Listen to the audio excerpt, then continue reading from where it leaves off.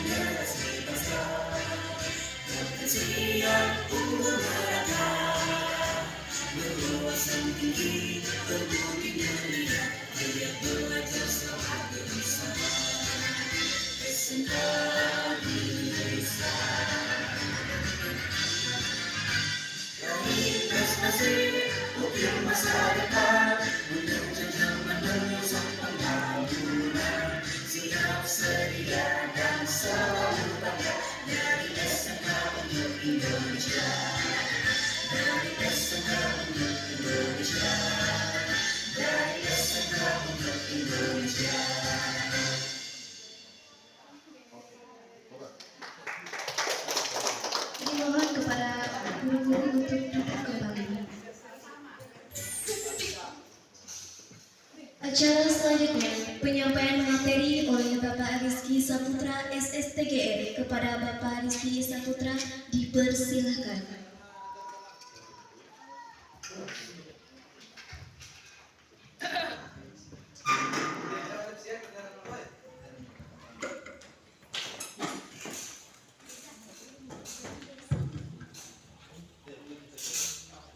Sawah bukan sembarang sawah.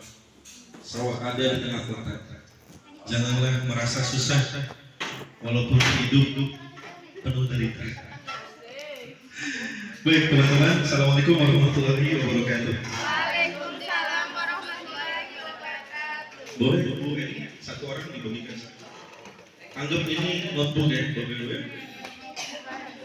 Ya, alhamdulillah senang sekali di sini saya mohon maaf kepada Bapak Ibu Wakil Kepala Sekolah yang lain.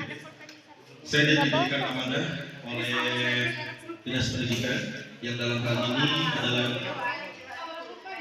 tim dari LPMP Provinsi Nusa Tenggara Barat untuk bisa menyampaikan sosialisasi implementasi kurikulum Merdeka Belajar, yang dalam hal ini sekolah kita akan mengangkat sebuah tema yang kaitannya dengan penerapan budaya positif. Ya, gimana? Sudah bisa tenang semua Bapak Ibu sekalian? Ya, Bapak Ibu sekalian, bahwa kita sudah tahu bahwa di tahun yang akan datang kita akan berubah kurikulum. Saat ini kita sedang berproses untuk perubahan kurikulum yang dari kurikulum 2013 menjadi kurikulum Merdeka Belajar. Tentu dalam perubahan kurikulum itu banyak sekali perubahan, baik itu dari struktur kurikulum, baik itu bagaimana cara guru mengajar. Ya. Nah, kalau struktur kurikulum ini bisa kita pelajari, tapi kalau metode bagaimana cara guru mengajar, ini yang harus kita ubah mindset kita. Ya, harus kita ubah mindset kita biar kita tidak menjadi guru yang kuno. Usia kita boleh tua, usia kita boleh banyak bertambah, tapi saya berharap guru SMK jiwa mengajarnya, pola pikirnya harus muda. Siap?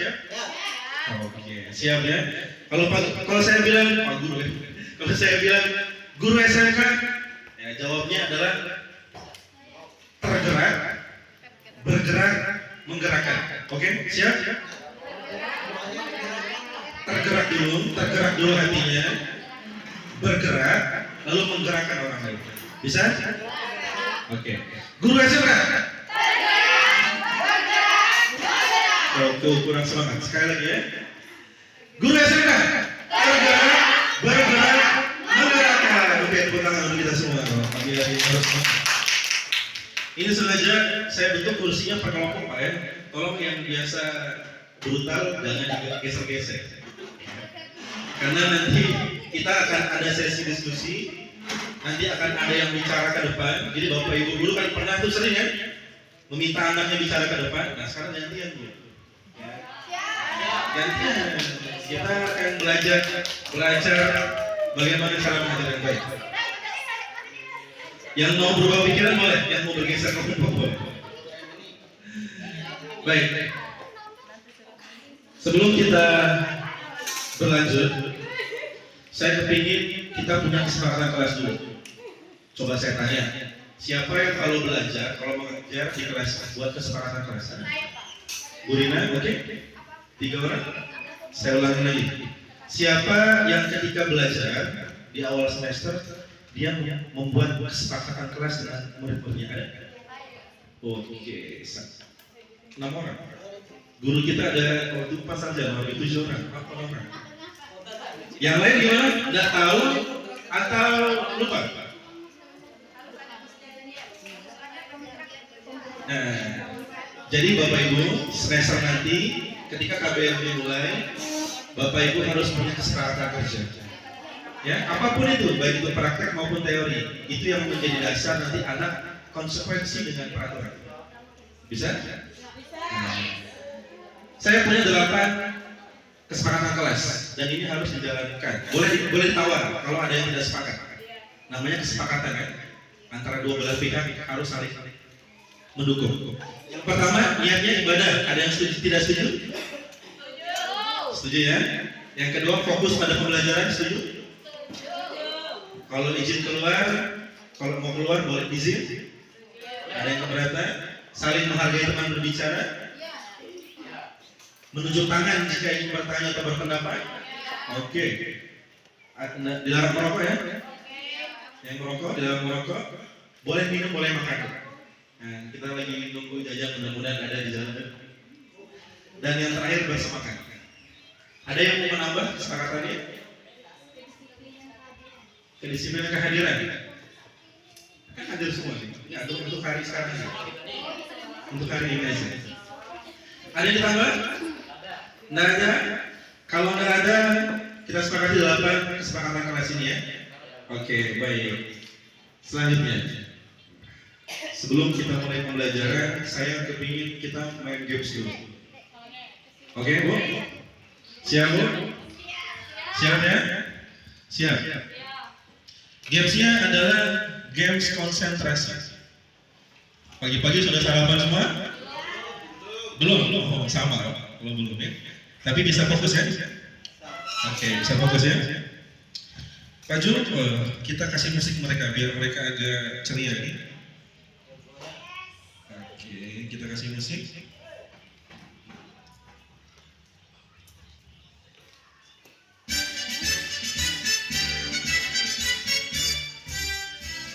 Oke, gamesnya adalah games konsentrasi. Jadi tangan kanan Bapak Ibu bertindak sebagai pistol, ya. Tangan kiri angka 5, ya. Lalu gini, yang biasa menembak yang lagi. Nah, coba kita goyangkan 2 kali ke kanan, ke kiri dulu ya. 1, 2, lalu ubah.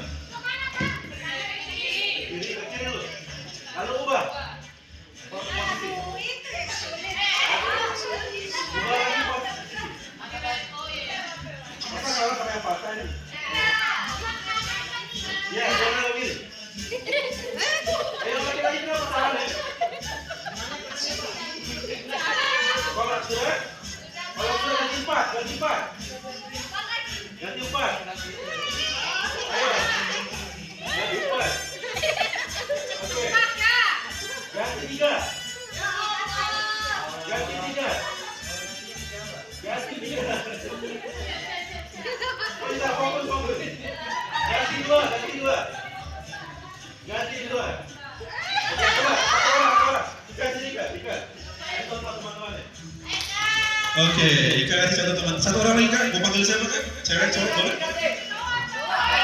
Siapa? Pak Gadi, maju dong Pak Gadi. Ayo Pak Gadi, jangan mau kalah.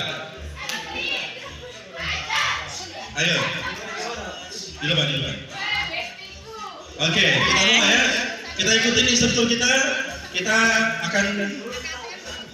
Oke, sekarang tangan kanan pistol, tangan kiri 5. Goyangkan 5 ke kiri, 2 ke kiri, 2 ke kanan. 1, mulai. Oke.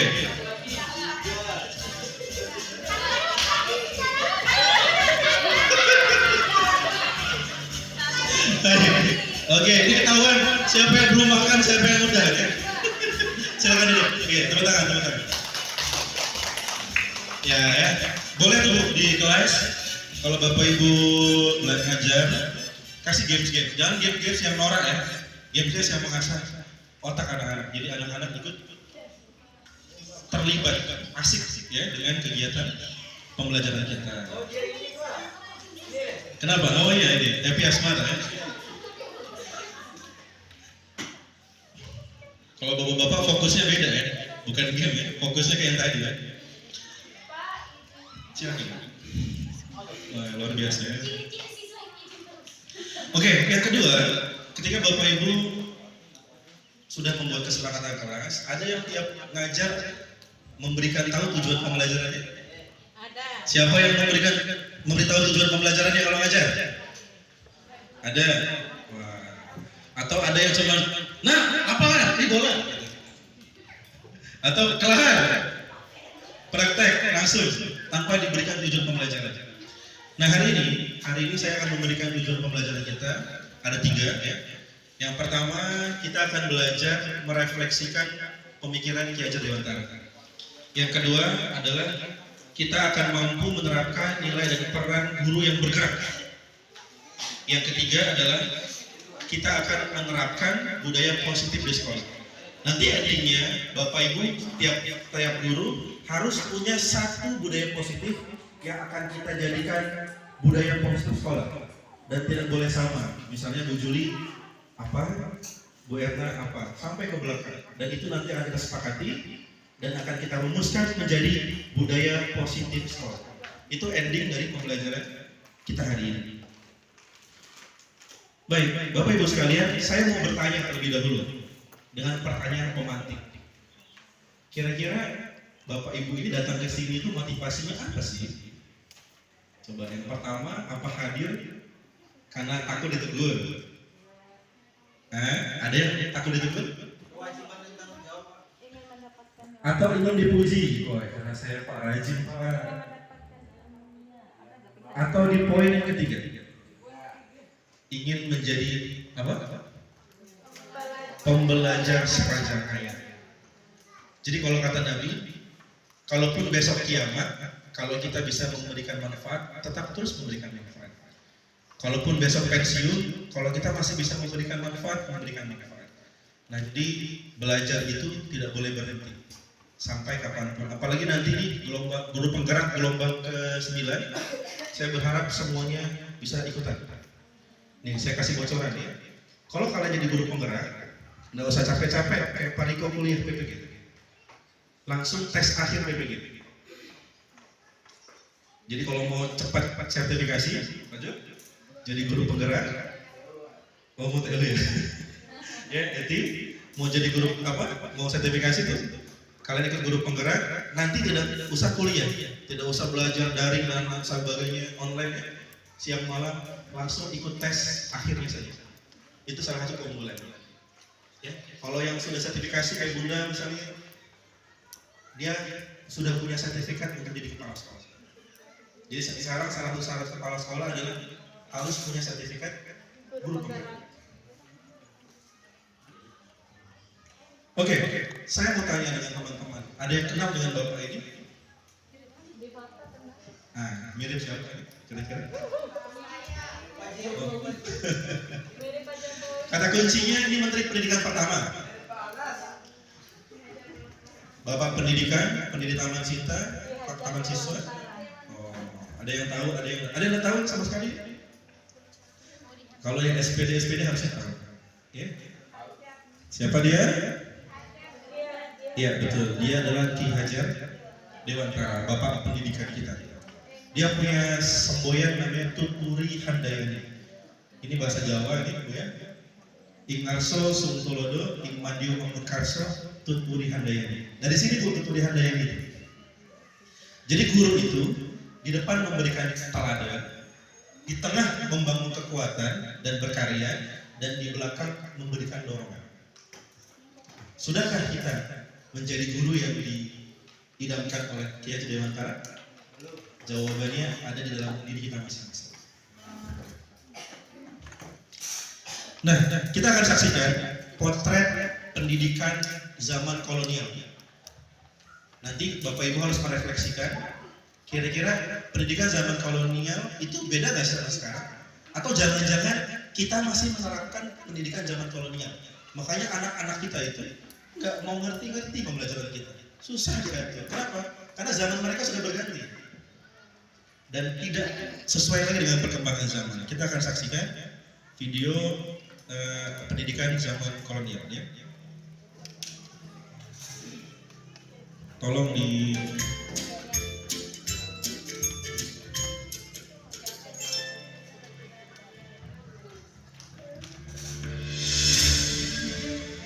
Salam dan bahagia, Bapak Ibu calon guru penggerak.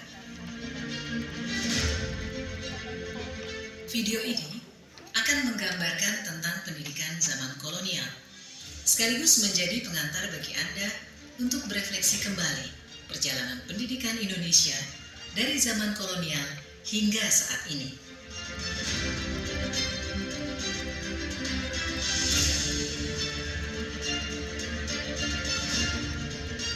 Tahukah Anda, pada tahun 1854, beberapa bupati menginisiasi pendirian sekolah-sekolah kabupaten, tetapi hanya untuk mendidik calon-calon pegawai.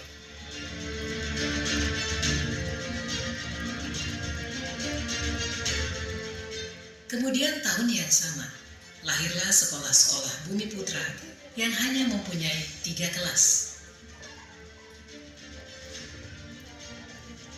Rakyat hanya diberikan pengajaran membaca, menulis, dan berhitung seperlunya, dan hanya mendidik orang-orang pembantu dalam mendukung usaha dagang mereka.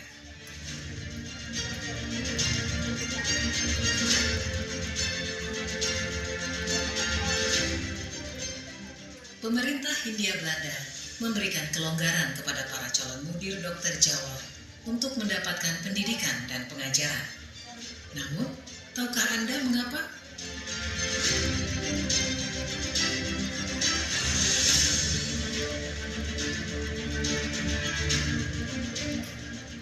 Pada tahun 1920, lahirlah cita-cita baru yang mengimpikan perubahan radikal dalam pendidikan dan pengajaran.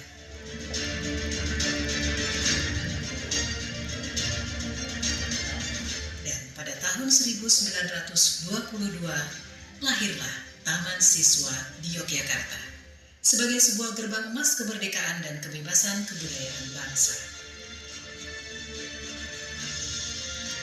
Taman Siswa ada sebagai jiwa rakyat untuk merdeka dan bebas.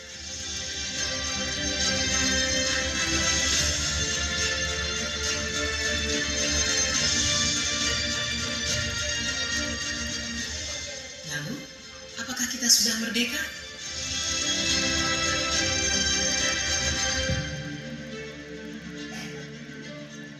Video ini adalah pengantar menuju video kedua, Filosofi Pendidikan Ki Hajar Dewantara. Salam dan bahagia. Apakah kita sudah merdeka? Apakah pendidikan kita sudah merdeka? Apakah kita sudah memerdekakan anak didik kita? Ataukah kita mengekang anak didik kita sesuai dengan pemahaman dan juga ilmu yang kita miliki? Nah, ini pertanyaan yang harusnya bisa Bapak Ibu jawab sendiri dalam hati Ibu masing-masing. Ya. Nah, saya mau akan bertanya kepada 3 orang dari video tadi. Oke, Bu Sasmita. Kira-kira apa yang paling menarik dari video tadi menurut Ibu?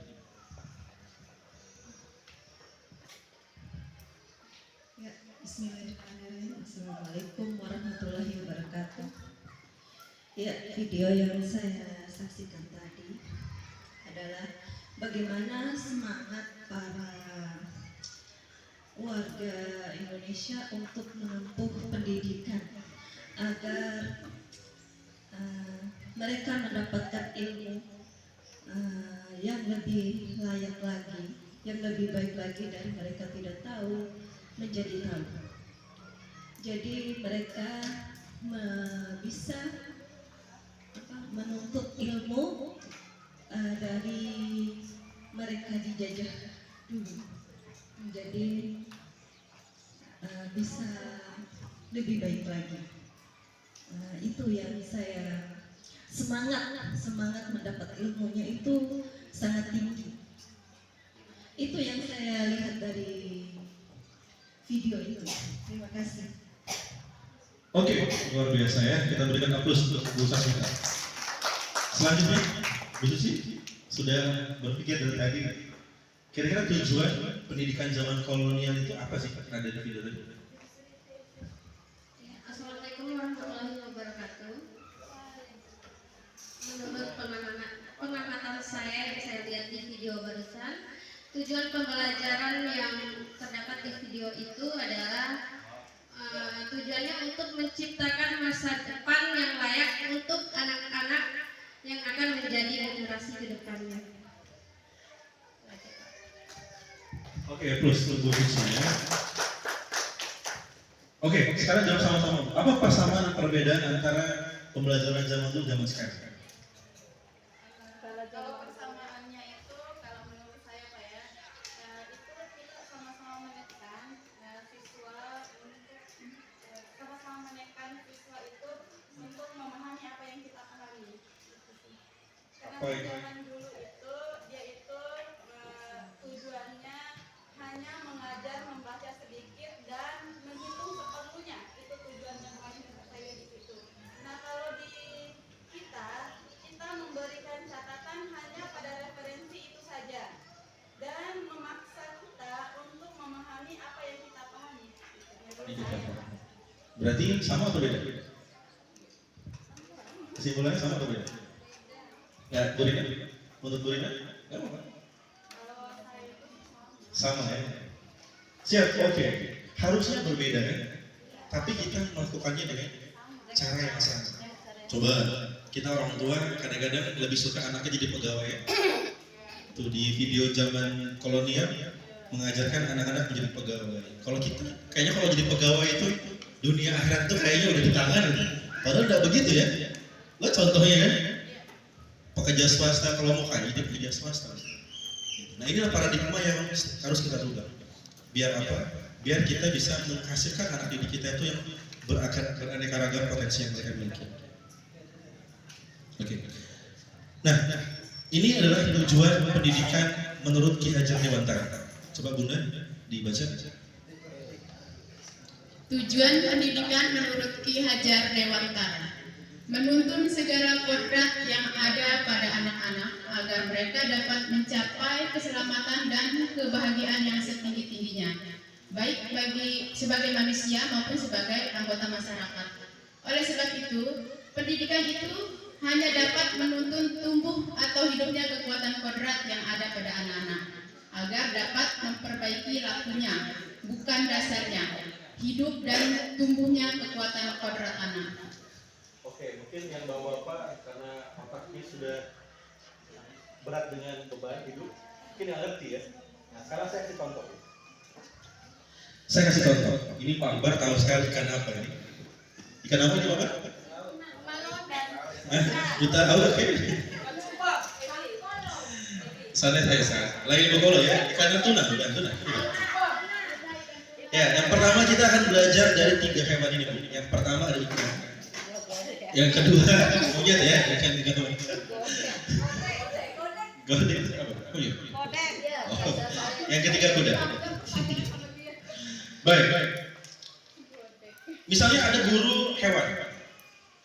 Ya, guru hewan ini menilai prestasi 3 hewan ini. Nah, besok kita akan ada ujian. Kata ikan, oke. Monyet siap-siap gitu dan sebagainya. Ujian apa Pak Guru? Ujian cara berenang. Kira-kira kuda sama monyet gimana? Yang menang, yang paling pintar siapa? Lagi. Tapi yang banyak akal monyet Pak. Iya, mau banyak akal juga kalau suruh berenang dari sini ke Moyo, mati dia.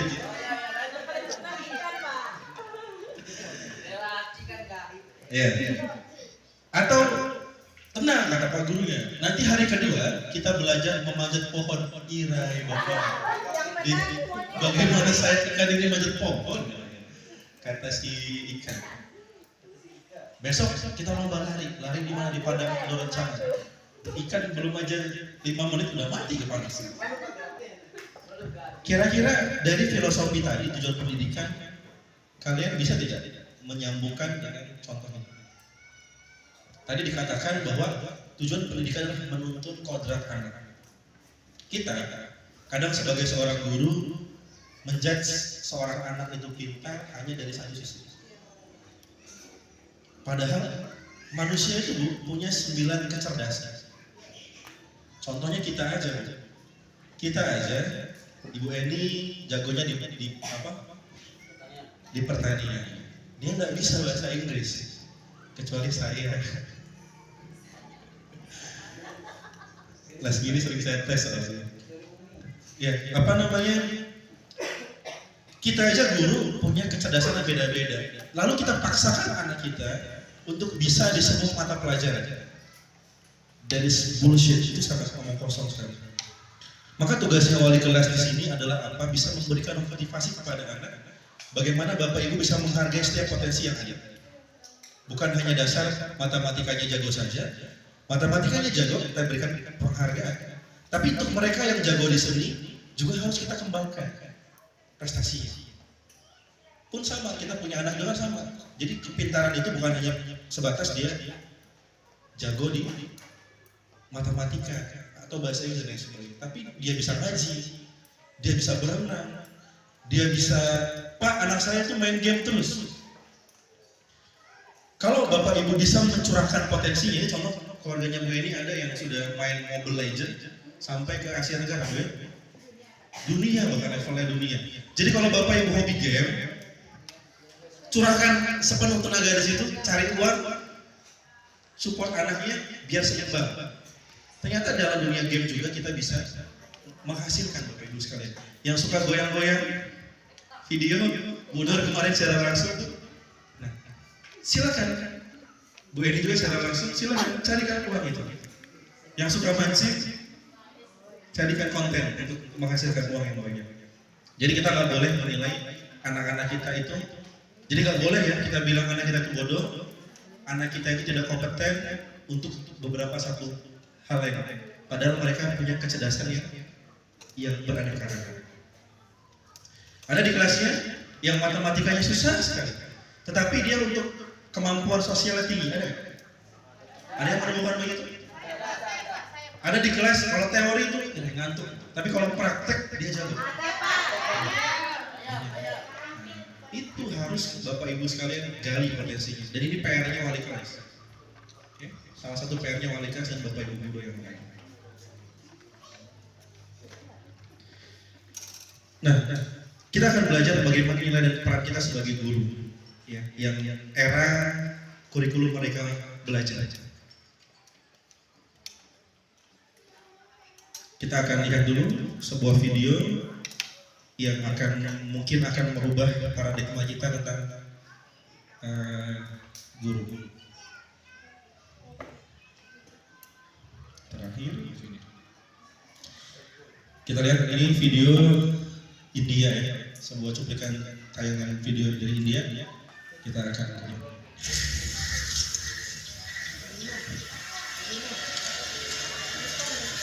Ya, ini ada pohon tumbang.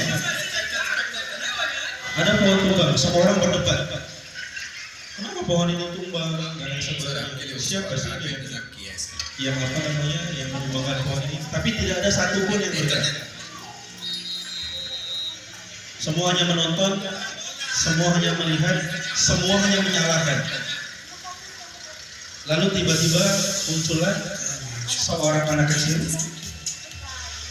Karena dia merasa akan pergi sekolah dan terhambat, lalu dia datang. Ada yang mementingkan diri sendiri ya. Lalu anak ini dia masih kecil, tentu dia tidak mampu untuk mengangkat pohon ini, tapi dia berusaha untuk menggerakkan pohon ini. Walaupun tentu tidak bisa, tapi dia ada usaha untuk itu semua. Dan orang-orang melihat perjuangan anak ini. Satu orang kecil tidak punya daya, tidak punya tenaga, berusaha untuk mendorong, dan itu menggerakkan orang yang lain. Satu orang tergerak, dua orang tergerak, akhirnya semua orang tergerak.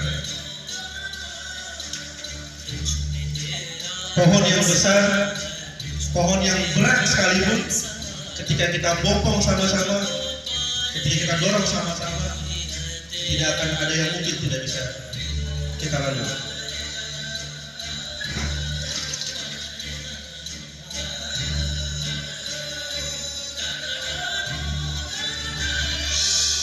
Ya, dan akhirnya terangkat. Problem is clear. Masalah selesai, orang-orang bisa jalan, jalanan bisa kembali normal.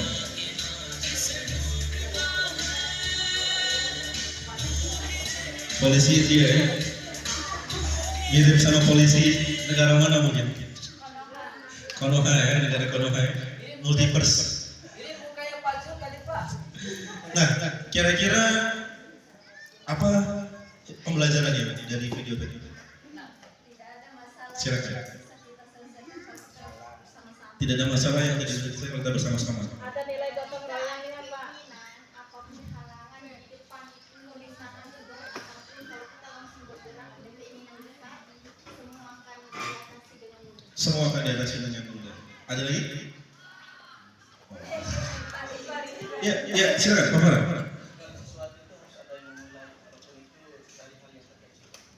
Ya, itu that is point.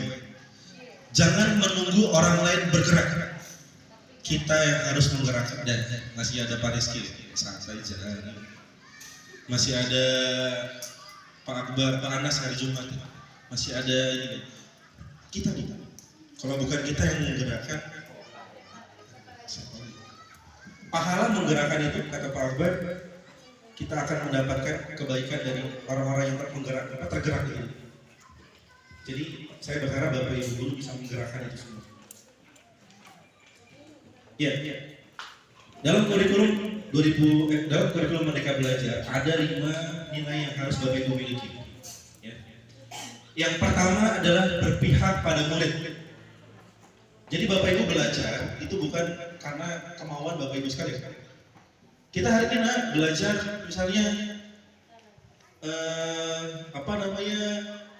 membaca dengan menggunakan bahasa Inggris misalnya. Padahal anak-anak udah nggak mau lagi, Pak, kita pengennya conversation dengan orang bule misalnya. Di situlah Bapak Ibu menginginkan demikian.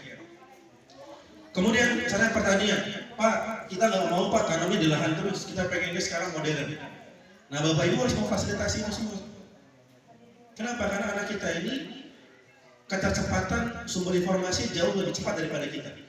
Kita tahunya kita misalnya pertanian konvensional ya di lahan. Anak-anak kita itu udah belajar Bu, bagaimana hidroponik, bagaimana aquaponik dan lain sebagainya. Nah jadi kemajuan zaman itu harus berjalan.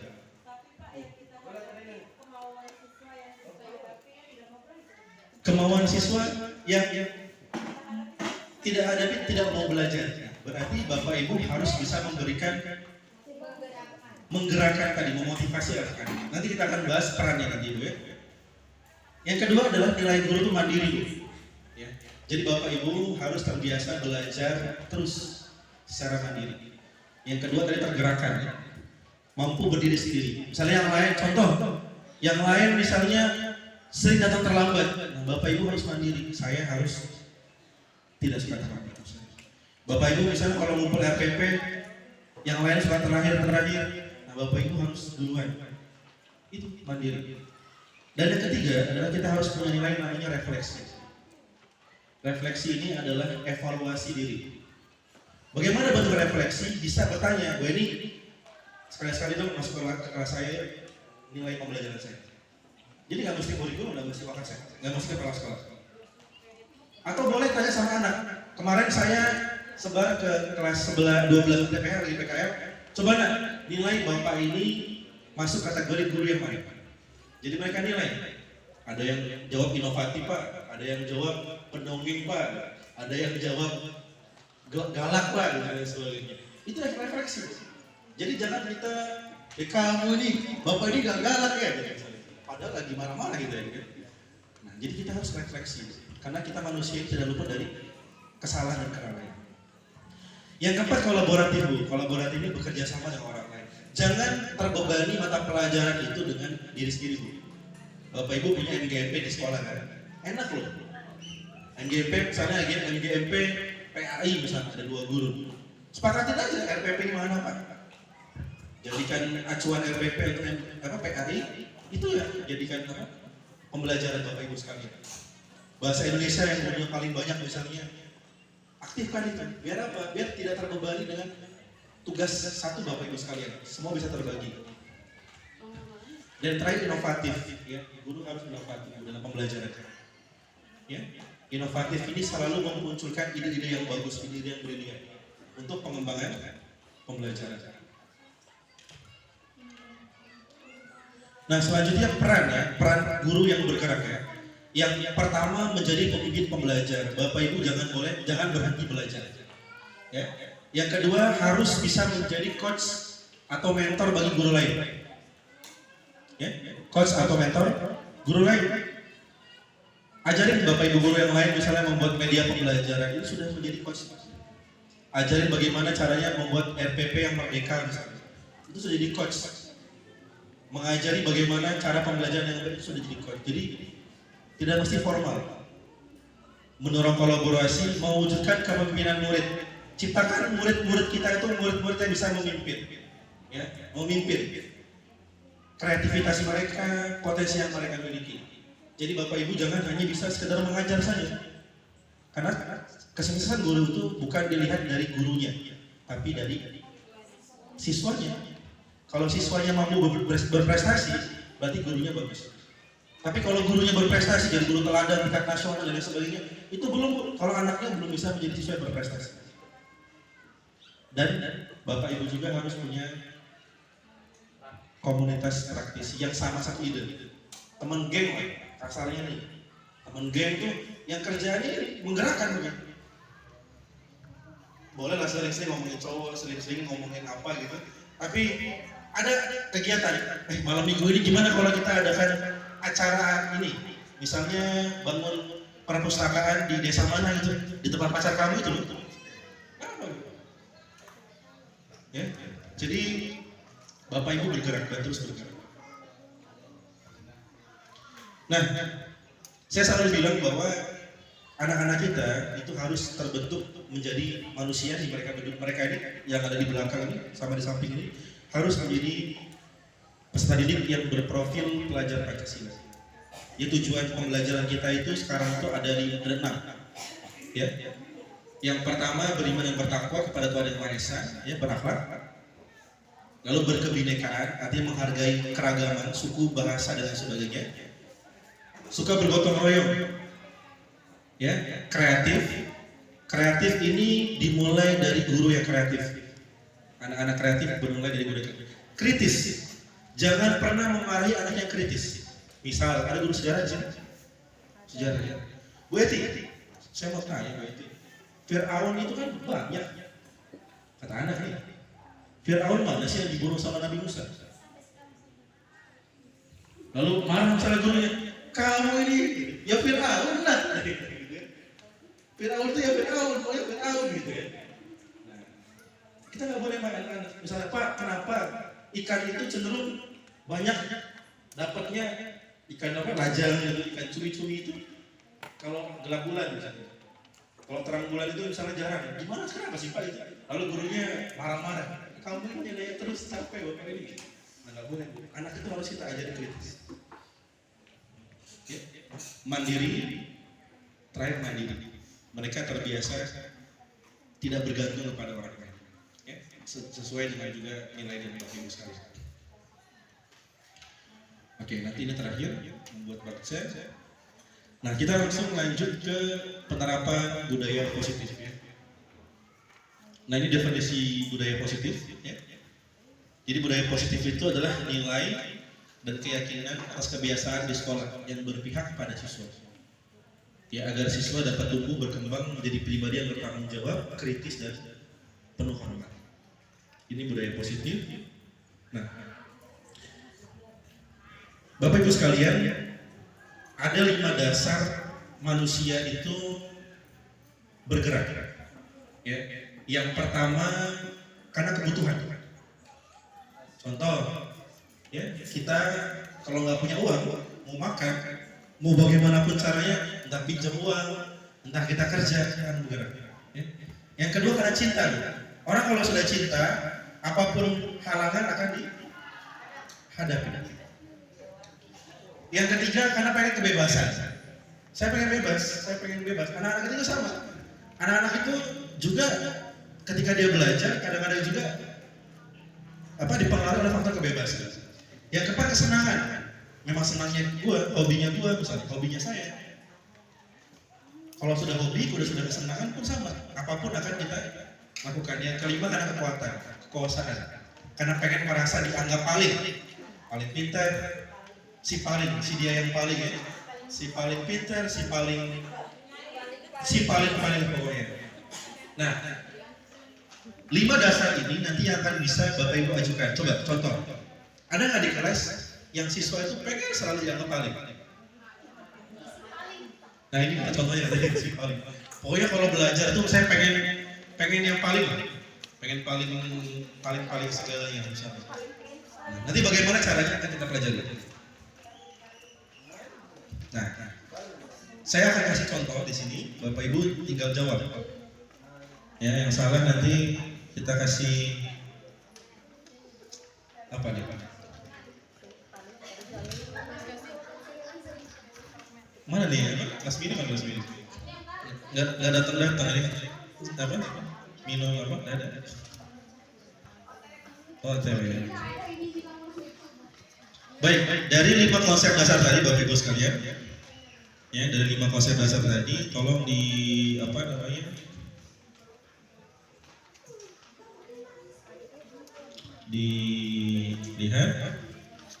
Kita akan lihat soalnya dijawab ya. Oke. Kelihatan nggak? Saya baca ya. Tadi kan ada 5 konsep dasar ya manusia ya. Ada karena kebutuhan, cinta, kebebasan, kesenangan, sama kekuasaan. Nah, misalnya ada anak nih ya di kelas. Ini contohnya anak SD ya. Aku senang main kejar-kejaran dengan ibu, seru. Masuk ke penguasaan, kebebasan, cinta dan kasih atau kesenangan. Bu Suri apa? Aku senang main kejar-kejaran dengan ibu dulu. Kebebasan saya, Pak. Nggak tahu kebebasannya, kita lihat ya jawabannya. Salah. Senang, masa senang dia? Ya, masa ada senang? Jawabannya adalah kesenangan. Oh, sudah nggak susah ya? Oh, jalan sendiri ya? Oke. Lanjut ya. Nah, ya, aku hebat kan, bisa bikin ibu kejar aku. Dia Oh, kita cek penguasaan, benar? Oke, betul. Ada kisah yang begini? Lagi, aku bosan belajar mewarnai terus di dalam kelas. Anak misalnya bosan bu, mencatat terus, jangan ibu paksa catat lagi bu. Ada kebebasan dia yang hilang nanti. Ya, jadi harus pandai melihat gestur. Oke, lagi ya. Ibu guru bilang, aku tidak boleh bersenandung sewaktu mengerjakan tugas, nggak boleh nyanyi. Katanya kelas harus tenang, tidak ada suara. Kan nggak seru jadinya. Hah? Ada yang kalau belajar praktek atau ini, Bu, boleh setel musik nggak? Ada yang begitu anak-anak? Ada. Bapak Ibu izinkan apa enggak? Hah?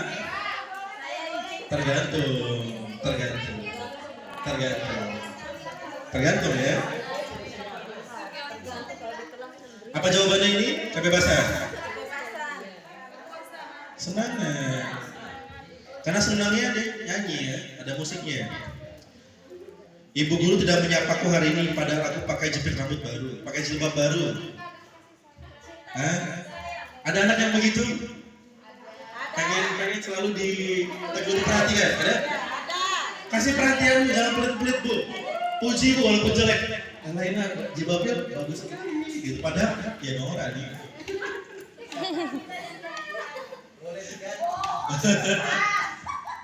Membahagiakan. Nah, tapi kayaknya bapak lihat kalau pakai baju praktek, kalau jilbab ini dipakai baju praktek kayaknya lebih bagus deh. Nah, jadi kita kasih beda bohong, kita kasih. Nah, tapi setidaknya ada perasaan senang yang anak-anak miliki. Jangan malah kita cuek-cuek aja. Kalau saya sering godain anak-anak HP baru, hebat aja kamu nih HP-nya iPhone di bapak aja nggak bisa nih, misalnya gitu. Tapi tetap kita kasih nilai di sana. Jangan hanya sebatas pujian tanpa ada arti. Jawabannya? Oke. Pintar semua guru kita ini alhamdulillah ya. Aku sebel. Gambarku tidak rapi. Malah ibu guru nunjukin ke teman-teman. Nilainya jelek. Ditempel misalnya atau ditunjukkan. Dia sebel. Gak suka dia begitu. Apa kira-kira? Apa boleh nak? Penguasaan. Oke, kita cek. Oh, luar biasa. Udah belajar semalam kayaknya ini. Aku bosan, masa belajar cuma gitu-gitu aja. Ceramah lagi. Di kapan teori pak? Praktik pak? Hah? Ada semua nih jawabannya. Kebebasan. Oke. Lagi ya, lagi terakhir. Amin ya. Menyetir mobil itu seru, main praktek traktor itu seru. Ya, kita sinkronkan dengan yang ada di sekolah kita. Biar bisa jalan-jalan naik mobil sama teman-teman. Yang mau punya mobil ini. Kebebasan. Kebebasan. Waduh, di tes ini nilainya berapa ya Bapak Ibu? Aku merasa bangga dan keren paling. Penguasa. Oke. One question. Again, aku senang bisa pergi ke tempat-tempat yang aku suka. Senang. Bebas ya, aduh, gagal. Yang benar dua, salah dua. 4 soal. Oke. Kira-kira ada nggak di pelajaran tadi apa? Kita tadi menjawab pertanyaan tadi apa? Pelajaran tadi. Ada yang tahu? Pelajaran apa? Hikmahnya apa tadi kita menjawab soal tadi? Iya, kita biar tahu kebutuhan dasar anak itu apa aja sih. Jadi jangan sampai kita memaksakan. Misalnya ada guru, karena dia jarang masuk misalnya, catat terus. Padahal anak jenuh dengan itu. Bener nggak? Pak Guru tanya, kalau ada guru yang dari pertama sampai akhir mencatat terus, kamu senang atau bosan? Bosan. Nih, musuh saya tanya. Ayo, siapa? Ayo. Berarti guru TRA ini.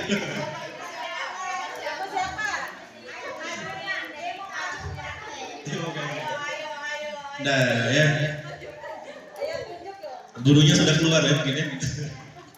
Nah, Bapak Ibu sekalian, tadi adalah dasar kebutuhan manusia, kebutuhan anak kita. Nah, ini motivasi perilaku manusia. Jadi ketika anak melakukan sesuatu, itu setidaknya ada 3 motivasi mereka. Yang pertama adalah untuk menghindari hukuman. Ada siswa yang menuruti perintah kita karena takut dihukum. Yang kedua, ada anak mengikuti perintah kita atau tidak melakukan kesalahan karena pengen dihargai oleh orang lain, ingin dapat imbalan. Ada yang begitu anak-anak kita? Ada. Yang ketiga, ini yang paling bagus, ya, untuk menjadi orang yang mereka inginkan dan menghargai diri mereka sendiri. Ya, makanya tugas kita sebagai guru, kita tidak boleh, kita sama-sama belajar juga. Saya juga sedang memperbaiki cara mengajar saya. Tidak boleh dalam mengajar kita menggunakan dogma hukuman ini, sehingga memang efeknya hukuman itu efeknya adalah bagus, langsung berubah, tapi sifatnya itu sementara. Kalau gurunya tidak ada, dia nggak akan begitu lagi. Ya. Penghargaan juga sama. Nanti kalau bapak ibu gurunya lupa, dia juga akan nggak dapat hadiah lagi. Ngapain dia capek-capek kita nggak dikasih hadiah?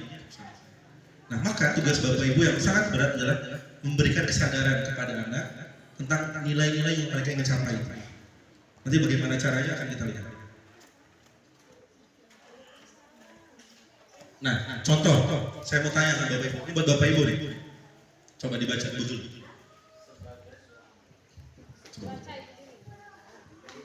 Jawab ya. Sebagai seorang guru, saat Anda hadir mengajar di kelas tepat waktu, motivasi apa yang mendasari tindakan Anda? Nah, ibu apa bu? Dari 3 tadi. Karena takut dihukum, pengen dihargai atau kesadaran sendiri. Jujur. Sekarang ini gimana? Lebih kemana? Lebih ke takut dihukum atau takut ditegur oleh pimpinan? Takut ditegur. Takut ditegur. Oke. Terima kasih. Gak apa-apa, jujur. Gak apa-apa, luar biasa. Bu Eti. Jadi ada guru ada kita kalau kita misalnya melakukan sesuatu itu karena satu takut ditegur, yang kedua ya kita pengen dianggap polisi paling tadi ya, yang ketiga kesadaran ada tidak ada pimpinan, ada penghargaan tidak penghargaan, kita punya nilai untuk datang tepat waktu ketika belajar. Misal jawab ya Bu Eti, bila di sekolah tidak ada peraturan ibu, saya nggak akan adakan jurnal, tidak akan adakan nilai kedisiplinan. Kira-kira Bapak Ibu guru masih mau datang tepat waktu nggak? Masih Pak, karena bentuk tanggung jawab dan juga sudah digaji tiap bulannya. Berarti harus yang gajinya 2 bulan 3 bulan sekali. Ya. Bu Erna, oke Bu Erna.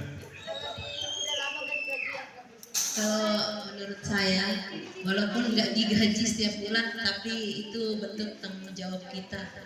Jadi harus sadar gitu. Bukan karena takut ditegur kalau saya.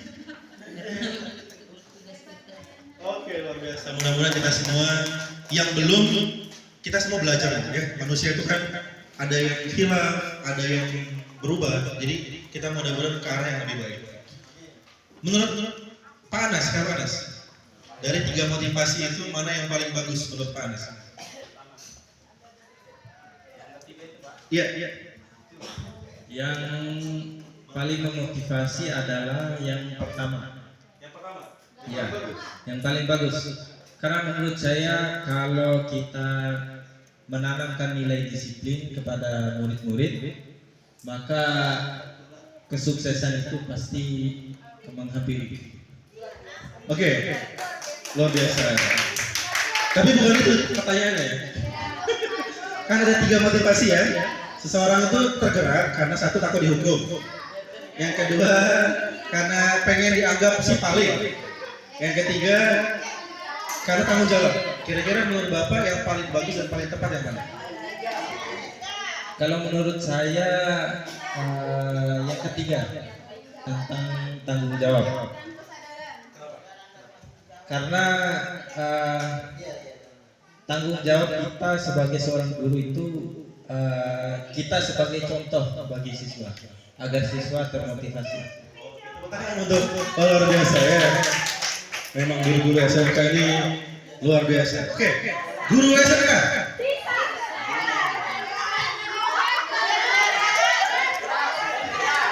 Lupa. Sabar ya. Konsumsi lagi di jalan, snack lagi di jalan. Sabar ya. Guru SMK tergerak, bergerak, menggerakkan. Jangan lupa dong. Oke. Ini kita akan belajar tentang teori hukuman, konsekuensi dan restitusi. Ini sebenarnya guru BK harus tahu. Karena guru BK yang lebih sering terjalin dengan kaitan dengan ini. Tolong dihubungi guru BK biar tahu. Tapi guru yang lain juga harus tahu, biar Bapak Ibu tidak terbiasa melakukan hal ini. Kita akan lihat apakah teori hukuman masih relevan di kurikulum Merdeka Belajar, konsekuensi apakah masih relevan dan lain sebagainya. Oke, yang pertama hukuman ya. Nah, hukuman biasanya berupa fisik maupun psikis. Psikis itu lebih ke verbal. Kamu ini dasar anak nakal, malas, bodoh, hidup lagi. Mau jadi apa kamu? Ada yang kalau nasihatin anaknya begitu? Anak-anak kita di sekolah ada? Nggak ada ya? Kalau yang mukul ada yang mukul? Ada. Yang nunduk biasanya itu yang mukul. Nggak apa-apa. Nanti kita lihat apakah kan saya lihat pertanyaan, apakah masih relevan atau tidak. Jadi tidak menjudge apakah hukuman itu boleh atau tidak. Kita akan simpulkan nanti terakhir. Ya. Nah, hukuman juga sifatnya satu arah. Biasanya guru yang memberikan statement. Pokoknya kalau besok nggak kumpul kan, lari ke lapangan. Nah, anak tidak diberikan kesempatan untuk mengutarakan pendapat. Bu, padahal di hari itu, besok itu ada 4 tugas yang harus dikumpulkan juga. Nah, kita kadang sebagai guru nggak mau tahu ya, atau tidak memberikan kesempatan. Padahal harusnya kita berikan kesempatan anak untuk berpendapat dulu. Tapi kalau hukuman tidak, biasanya guru yang langsung mengambil tindakan satu arah saja. Anak tidak diberikan kesempatan. Dan ini cara yang keliru di kurikulum Merdeka Belajar ini. Ya, bukan tidak boleh menghukum, tapi harus ada namanya komunikasi 2 arah yang kita sebut yang namanya konsekuensi. Contoh Bu ya, di jam saya anak yang tidak pakai baju praktek tidak boleh praktek. Tapi saya buat kesepakatan sama anak. Saya tanya dulu anak-anak ini, nah kira-kira apa sih fungsinya baju praktek itu? Baju praktek itu Pak, kasih anak-anak kesempatan. bicara. Jadi biar mereka tahu apa sih fungsinya baju ini. Kenapa tidak pakai baju putih abu-abu aja? Kadang anak-anak mungkin tidak tahu. Kita kasih tahu biar mereka berpendapat. Oh penting Pak, biar nggak kotor. Oh bagus. Nah kalau nggak pakai baju praktek, boleh nggak Bapak kasih kalian tidak ikut praktek? Jangan Pak, nanti kita bagaimana? Terus bagaimana caranya? Biar kalian tetap pakai baju praktek. Nah jadi buat kesepakatan demikian.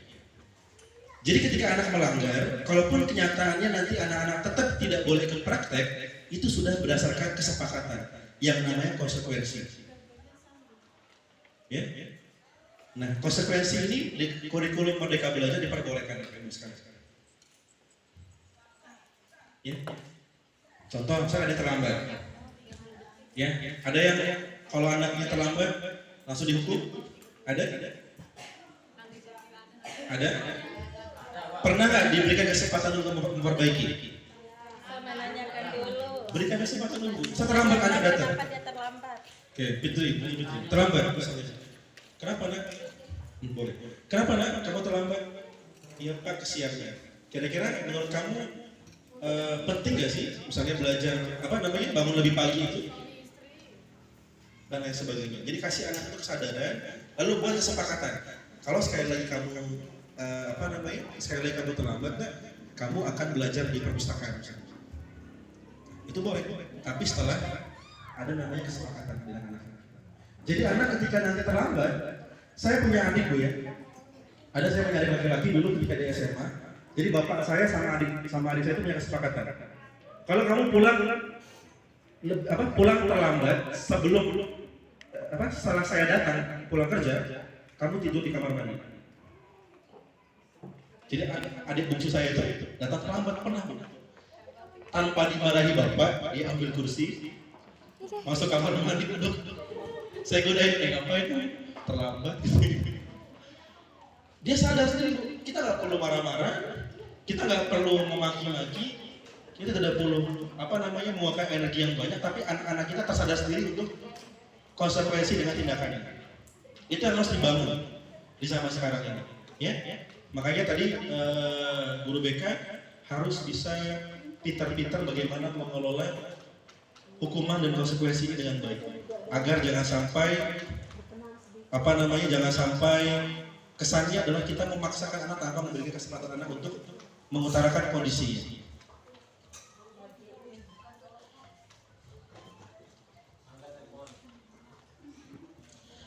Nah, ini ada contoh. Kebaca nggak? Saya bacain ya. Tolong dijawab. Kira-kira konsekuensi atau hukuman. Mencatat 100 kali dalam buku kalimat. Saya tidak akan terlambat lagi karena terlambat ke sekolah. Hukuman atau konsekuensi? Mencatat 100 kali. Kira-kira hukuman atau konsekuensi? Hukuman. Ya. Lari mengelilingi lapangan basket 2 kali karena terlambat. Hukuman atau konsekuensi? Hukuman ya. Membersihkan coretan yang dibuatnya di meja tulis. Membersihkan coretan yang dia buat sendiri. Hukuman atau konsekuensi? Konsekuensi. Sudah mulai bisa membedakan hukuman atau konsekuensi? Murid diminta untuk push up. Hukuman. Karena tidak menggunakan masker. Menggantikan kertas tugas teman yang telah dicoret-coret. Konsekuensi atau hukuman? Konsekuensi. Berjemur di lapangan basket. Hukuman. Murid diminta bertelanjang kaki sepanjang hari karena tidak menggunakan sepatu warna hitam.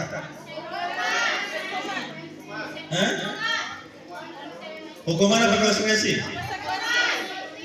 Hukuman, ya. Iya. Nah, dan berbagai macam pertanyaan lain. Intinya begini, konsekuensi itu adalah ada kaitannya dengan kesalahannya. Misalnya dia datang terlambat, keliling lapangan misalnya. Ya. Kalau dia belum disepakati, itu namanya hukuman. Dan tidak ada kaitannya. Tapi kalau misalnya dia mengambil pulpen temannya, ya, Bapak Ibu guru mengambil pulpen meminjam pulpen temannya tapi tidak dipulangi lagi. Konsekuensinya apa? Mengganti. Siapa yang sering begitu? Bisa ya, bisa apa namanya, bisa membedakan ya. Dan inilah yang diharapkan dari apa namanya, dari pendidikan kurikulum belajar yang namanya restitusi. Ya, coba dibaca Bu Lina. Restitusi apa? Satu, proses menciptakan kondisi bagi murid untuk memperbaiki kesalahan mereka sehingga mereka bisa kembali pada kelompok mereka dengan karakter yang lebih kuat. Dua, restitusi juga merupakan proses kolaborasi yang mengajarkan murid untuk mencari solusi untuk masalah mereka dan membantu murid berpikir tentang orang seperti apa yang mereka inginkan dan bagaimana mereka harus memperlakukan orang lain. Ya, jadi restitusi itu bagaimana kita melibatkan siswa dalam menegakkan peraturan atau nilai yang ada di dalam sekolah. Jadi kita membuat peraturan atau membuat nilai itu jangan atas pola pikir kita sendiri, Bu. Tapi kita tidak melibatkan bagaimana kemampuan dan kesanggupan anak-anak kita. Ya, karena bisa saja antara satu guru dan satu guru yang lain punya restitusi yang berbeda. Contoh, di kelas saya perbolehkan kok bawa HP anak-anak. Itu kesepakatan kelas kami. Tapi mungkin di zamannya Bu Sri Rahmani nggak boleh. Misalnya, karena sudah ada kesepakatan. Artinya nilainya itu bisa berubah tergantung kesepakatan antara guru dan murid, dan intinya adalah membawa ke hal yang positif. Gitu ya. Jadi itu yang harus kita tekankan. Nah, saya akan melihat kita ada di posisi mana dulu. Kalau kita menjalankan 5 posisi kontrol guru. Coba. Kira-kira kita masuk ke guru yang mana? 1, guru penghukum.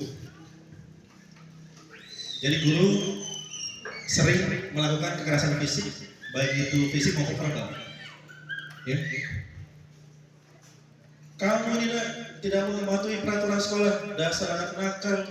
Sudah, lari sana ke lapangan. Nah, ini tipe guru penghukum. Dan ini harus kita hindari dalam kondisi-kondisi yang normal. Nanti akan kita bahas kondisi yang tidak normal. Yang kedua, ada guru yang tipenya membuat merasa bersalah. Dia enggak mukul, tapi dia menyakiti hati. Nah, suaranya pelan. Nah, kamu itu masa depannya suram. Misalnya. Nah, percuma kamu tuh. Jarang masuk. Udah, kamu tuh pokoknya nggak jadi apa-apa. Nah, ini guru yang sering menjadikan anak sebagai pembuat merasa bersalah. Di satu sisi, ini ada positifnya. Anak jadi ingat tentang kesalahannya.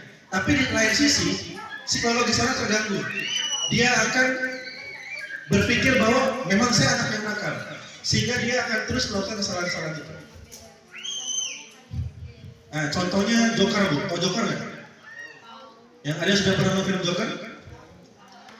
Definisi penjahat itu adalah orang baik yang tersakiti. Nah, hati-hati sama orang baik yang tersakiti, Bu. Bisa jadi Joker. Jadi Joker saya itu, Pak. Joker itu, Bu, film Joker musuhnya Batman. Ada yang nggak tahu nih. Joker itu tadi ada orang baik, Bu. Dia dibully, dizolimi, sampai akhirnya dia berontak. Akhirnya dia jadi penjahat, Bu. Suka membunuh, psikopat, dan lain sebagainya. Nah, hati-hati, makanya jangan kita menjudge anak-anak kita. Ya, takutnya dia nanti punya dendam pas dia besar. Awas ya, bapak ini. Awas ya. Oke, yang ketiga ada guru yang sebagai teman, friend. You are my friend. Nah, ya. Ada yang posisi ini, Bapak Ibu? Ada yang menjadikan murid teman? Siapa? Bu tadi ya, oke. Kira-kira ada positif sama negatifnya nggak? Apa positif, apa negatifnya? Positifnya yang pasti siswanya pasti nyaman pas kita mengajar, jadi jadi ada timbal balik. Misalnya kita menyampaikan, jadi siswanya bisa ada timbal baliknya. Kalau negatifnya mungkin nah jelas dihargai guys. Tapi mungkin menurut saya ya jelas ada kecemburuan. Mungkin di kelas yang kalau di teman yang satunya mungkin dia kita nggak terlalu dekat, mungkin yang satunya dekat mungkin ada kecemburuan, jelas ada. Terima kasih. Takutnya kalau sudah nyaman, tepuk tangan dulu. Takutnya kalau sudah nyaman, jadinya jodoh kayak Pak Akbar ya. Iya. Itu dia mempraktekkan guru sebagai teman hidup. Iya betul. Harusnya saya tanya Pak Akbar tadi ya. Ya, jadi positifnya tadi kita bisa membantu siswa untuk belajar dengan baik karena kita menjadi teman yang nyaman untuk dia. Tapi ada negatifnya. Negatif yang pertama adalah tadi ada kecemburuan sosial. Yang kedua, ketika si gurunya ini tidak lagi care sama dia juga akan berubah. Ya, jadi posisi teman ini juga ada dampak negatif, ada dampak positifnya. Nanti tinggal bagaimana mana yang lebih banyak, apakah positif atau negatif. Ada dua lagi Bu. Yang keempat, posisi kontrol guru sebagai pemantau. Ada guru yang tugasnya mantau aja, ngomentarin aja. Si anak ini gini. Ayo deh Bu, bantu saya Bu. Kamu aja. Mana orangnya dia? Pokoknya dia mantau, dia semua mantau, bisa memantau dengan baik. Gak boleh untuk orang lain, sendiri aja ya. Mantau.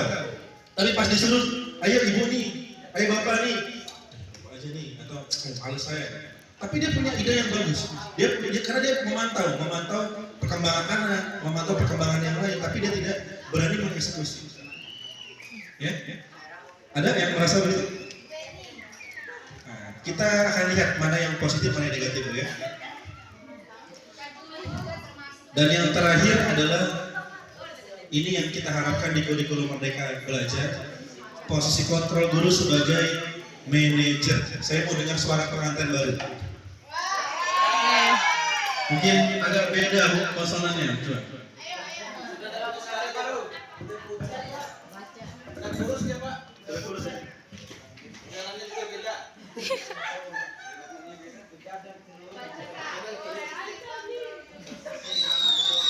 Posisi kontrol guru sebagai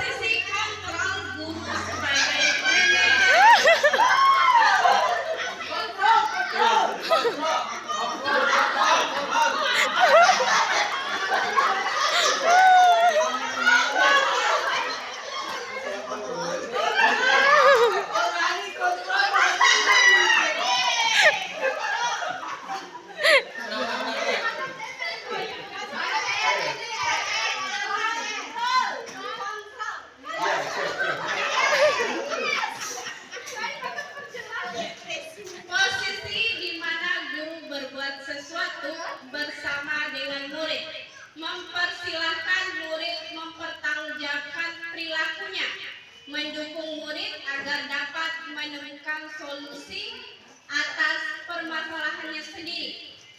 Seorang manajer telah memiliki keterampilan di posisi teman maupun pemantau, dan dengan demikian bisa jadi di waktu-waktu tertentu kembali kepada kedua posisi tersebut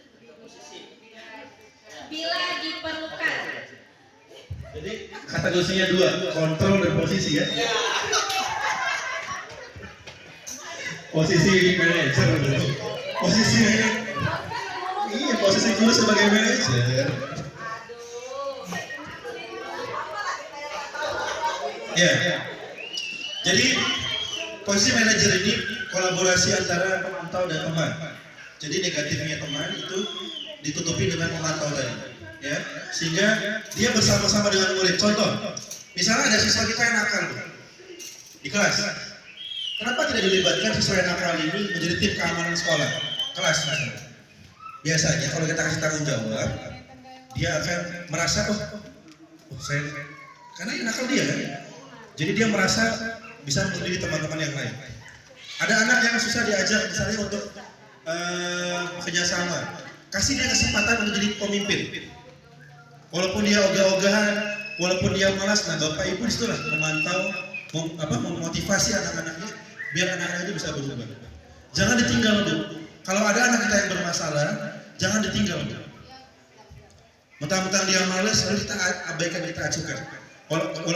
Mentang-mentang dia misalnya diam pendiam, lalu kita abaikan, jangan. Kita kasih kesempatan. Ya, anak-anak agar anak-anak termotivasi. Saya kalau lihat Hani mau pakai bahasa yang lain, tapi saya pakai bahasa termotivasi aja. Oke ya. Nah, selanjutnya kita masuk ke studi kasus. Nah, ini baru kerja kelompok. Ya. Silakan Bu, Pak Anas di mana kelompoknya? Pak Gadi? Oke, Bu Mufra itu di sini mungkin sama Bunda bisa di depan atau di sini boleh juga yang kurang.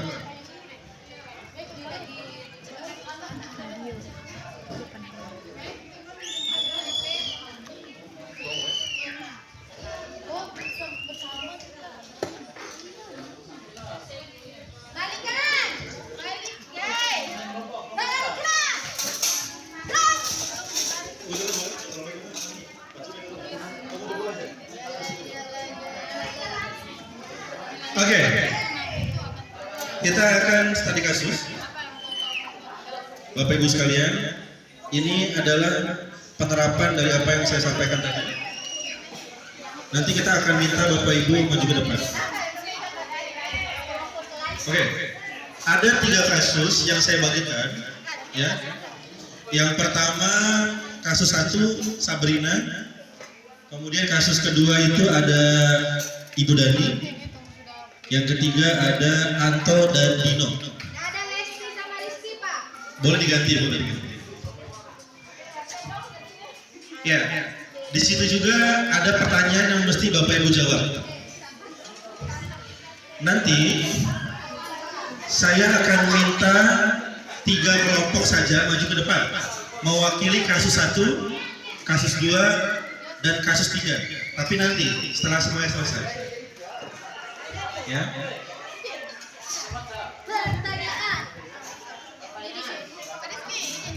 Ya, 30 menit bisa selesai, Bu? Ya, langsung dikerjakan di kertas yang saya kasih tadi. Silakan. Boleh, itu sudah jadi milik kalian.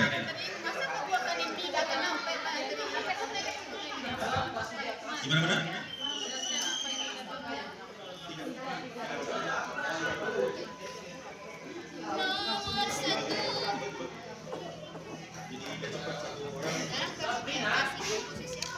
Saya kasih waktu 30 menit Bu ya. Setelah 30 menit kita akan maju ke depan.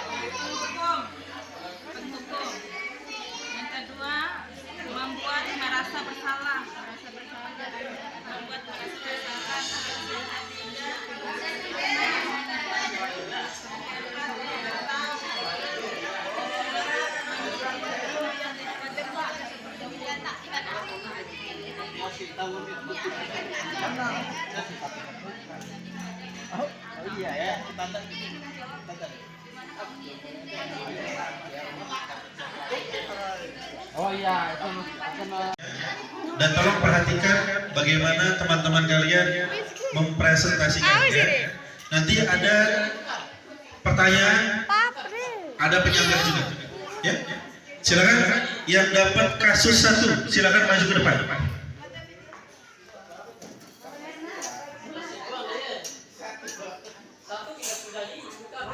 Nah, tugas saya, kasihan tugas. Kan nomor 3, terakhir kan? Kerjakan dulu, masih ada waktu. Kalau 3, Bapak nomor 2. Kasih tukeran aja, kasihan. Mau nomor 2? Tukeran, mau nomor 2? Boleh, tukeran sama. Oke, kalau gitu maju dulu, yang laki-laki maju dulu.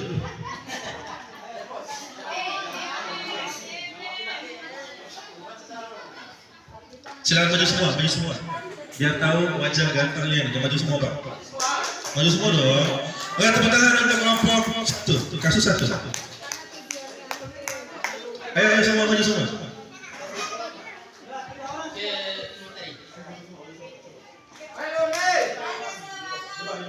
Ini semangatku.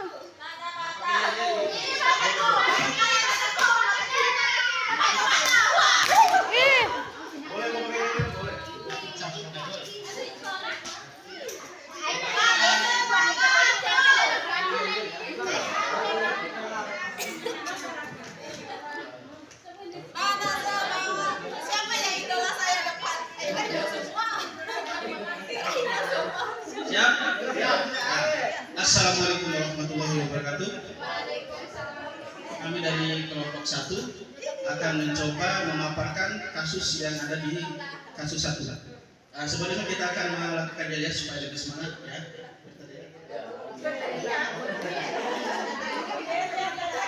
Ya, siap?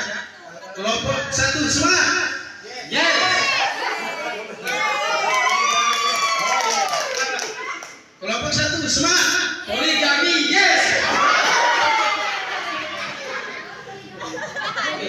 Pak Hernas ya, MC ya. Ya. Kita akan coba lihat dulu dari kasus 1. Bapak Ibu silakan membaca di situ, dilihat. Kita sudah membaca tadi. Ya, jadi dari sikap di sini di pertanyaan yang pertama, dalam kasus di atas, sikap posisi apakah yang diambil oleh Bapak Lukman? Jelaskan apakah indikatornya. Ya. Jadi kita mencoba diskusi tadi, akhirnya mendapatkan sebuah kesimpulan. Sikapnya Pak Lukman adalah sikap guru yang memberikan hukuman kepada siswa berdasarkan kasus yang 1. Nah, karena Pak Lukman ini memiliki indikator sikap yang tegas dan pemberi hukuman. Itu untuk yang pertama. Kemudian untuk yang kedua, Pak Lukman, ya, untuk soalnya bila Bapak Lukman mengambil posisi seorang manajer, apa yang akan dikatakan? Pertanyaan seperti apakah yang akan diajukan ke Sabrina? Jelaskan. Ya, jika Pak Lukman sebagai manajer, Pak Lukman memberikan nasihat, ya, dan kesempatan kepada Sabrina atas kesalahan yang dibuat, kemudian memberikan pertanyaan. Ya, contohnya memberikan pertanyaan, apa masalah utamanya sehingga membuat dia terlambat, akhirnya tergesa-gesa dan tidak fokus dalam mengambil seragam seperti sepatu tersebut. Itu untuk pertanyaannya. Kemudian yang selanjutnya, kira-kira bila Anda adalah kepala sekolah, bila di antara kami adalah kepala sekolah, ya, jadi yang pertama nilai kebajikan apa yang ingin dituju oleh peraturan harus berwarna hitam. Yang kedua, bagaimana Anda menyikapi langkah yang diambil Pak Lukman mengenai kasus tersebut. Nah, untuk jawaban ini saya serahkan ke Pak Herwanas supaya tersebarlah. Bukan saya saja yang ngomong ya, karena ini bersama-sama.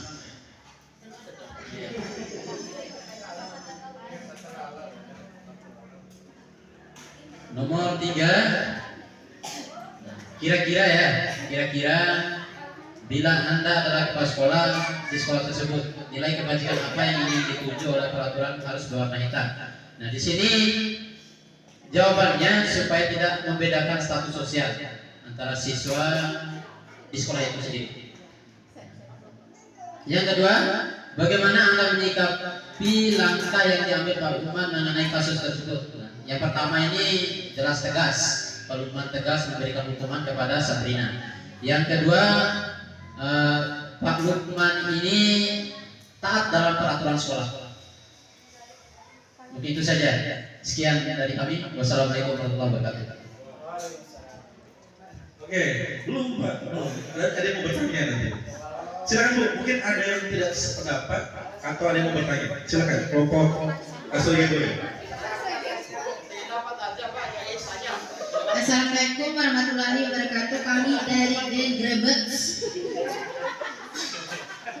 ingin mungkin ada sedikit berbeda ya jawaban yang nomor 1. Dalam kasus di atas, sikap posisi apakah yang diambil oleh Bapak Lukman? Kalau untuk jawaban kelompok yang dilakukan tadi katanya pendukung ya. Tapi kalau menurut kelompok kami di sini dia sebagai pemantau. Karena sudah aturan sekolah, jadi dia bukan lagi menaati berdasarkan keinginannya. Jadi dia cuma memantau saja apa yang menjadi aturan sekolah. Terus yang kedua, bila Bapak Lukman mengambil posisi seorang manajer, pertanyaan seperti apakah yang bisa diajukan? Mungkin yang pertama kita harus bertanya dulu, Sabrina, kenapa kamu bisa terlambat? Terus yang kedua, apa kamu tahu jam berapa aturan sekolah itu dimulai? Itu maksudnya pertanyaan, kita harus tahu dulu dasar pertanyaannya, karena dia ini melanggar aturan sekolah karena terlambat. Posisi kedua baru yang sepatunya yang berwarna coklat, mungkin itu yang pertanyaannya dulu ya. Tadi kan langsung ke solusi, sedangkan permasalahannya ya kenapa dia terlambat nggak ditanyakan di situ. Untuk yang ketiga agak setuju juga, ada yang juga harus sama-sama rata biar tidak ada status sosial, dan ada tambahan juga yang pasti disiplinnya. Karena semuanya rata, jadi semuanya tidak ada yang berat sebelah dan adil. Disiplin juga tambahannya. Saya juga setuju untuk yang pertanyaan yang terakhir, Pak Lukman kalau sebagai kepala sekolah di situ dia sebagai penghukum, di sininya baru penghukum karena itu aturan sekolah, bukan aturan yang dibuat oleh Pak Lukman. Pak Lukman hanya pemantau saja. Terima kasih. Assalamualaikum warahmatullahi wabarakatuh. Ada yang berbeda pendapat dari kedua tadi? Ada? Oke, kelompok satu lagi ya, kelompok apa ini? Kelompok 2. Geng apa nih? Geng 2 aja. Assalamualaikum warahmatullahi wabarakatuh. Saya akan menanggapi kasus satu yang dipaparkan oleh Pak Farhan dan kawan-kawan. Di situ dikatakan tadi yang nomor 3 Pak, pertanyaan nomor 3 tadi Pak, tolong Nabian. Di situ katakan kira-kira bila Anda adalah kepala sekolah di sekolah tersebut, pertanyaan pertama, nilai kebajikan apa yang dituju oleh peraturan harus berwarna hitam? Kalau menurut pendapat kelompok kami adalah menggunakan sepatu hitam itu adalah sebagai bentuk kekompakan dan identitas sekolah. Jadi kalau tidak memakai hitam, dia bukan warga dari sekolah itu. Mungkin seperti itu aja tanggapannya Pak. Terima kasih. Oke, tepuk tangan dulu ya, tepuk tangan. Ini geng perwira ya. Sudah senior ini. Takut saya. Baik. Bapak Ibu sekalian yang luar biasa ya. Oke, silakan Bapak Ibu tepuk tangan untuk kelompok 1. Baik.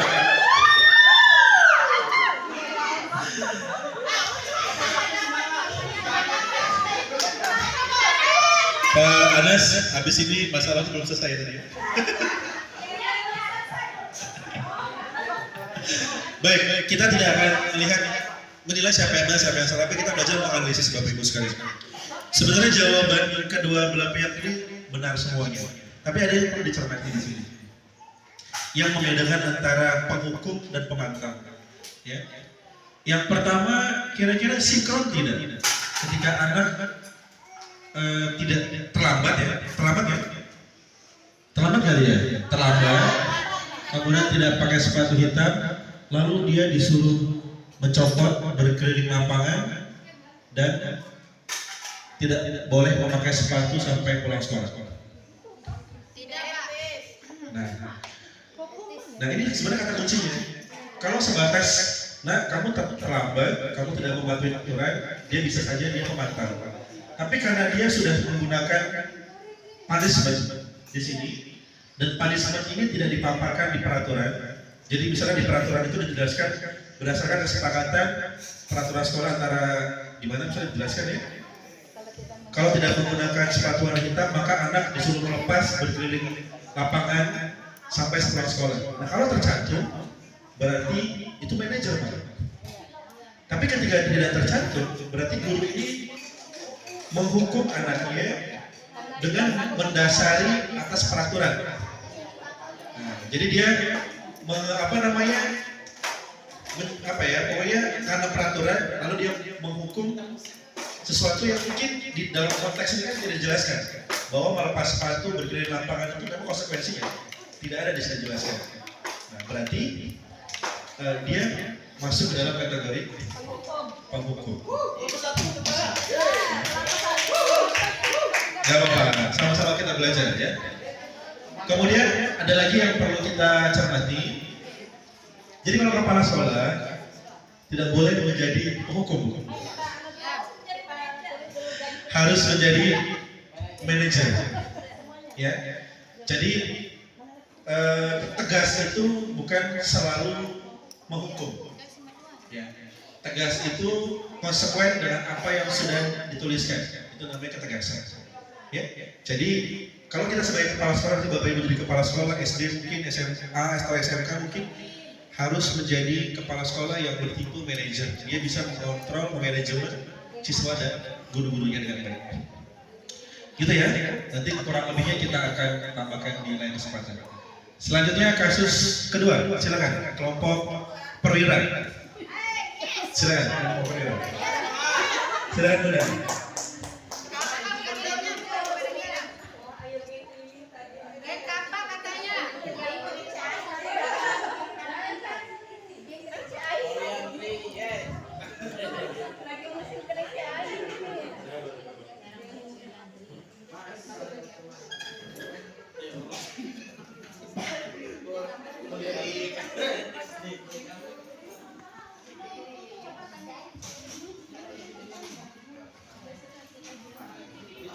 Ya, Assalamualaikum warahmatullahi wabarakatuh. Kami dari kelompok 2 akan membahas tentang kasus kedua. Oh ya, perkenalkan dulu nama geng kita, geng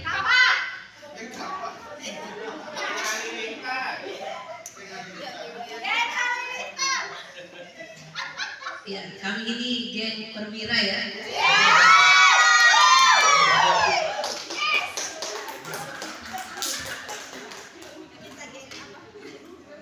Ya, bagian kita ya. Hormat, gerak. Tegak, gerak.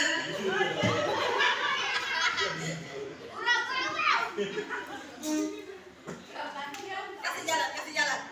Kalau nggak kasih segel. Ya, di sana ya bisa dibaca sendiri ya kasus 2. Ya, soalnya posisi kontrol apa yang diambil oleh Ibu Dani dalam pendekatannya kepada Fajar?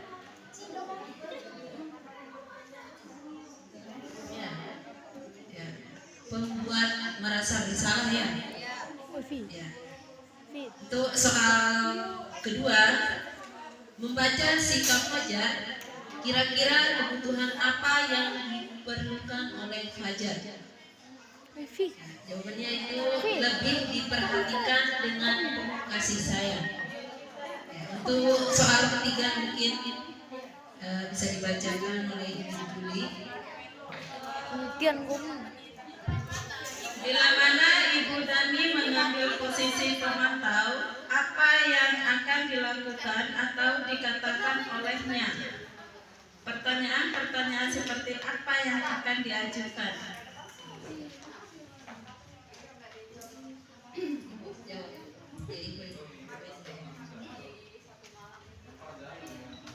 Ya, jadi jika Ibu Dani berposisi sebagai kepala sekolah, maka yang dikatakan kepada sebagai guru, bila Ibu Dani mengambil posisi sebagai pemantau, maka yang akan dilakukan oleh Ibu Dani adalah memberikan pertanyaan-pertanyaan seperti ini. Ayo Fajar, kamu bisa, dicoba dulu nak, nanti Ibu bantu bimbing. Ayo, jangan malu-malu, maju ke depan, dan seterusnya. Pertanyaan ketiga, Bu.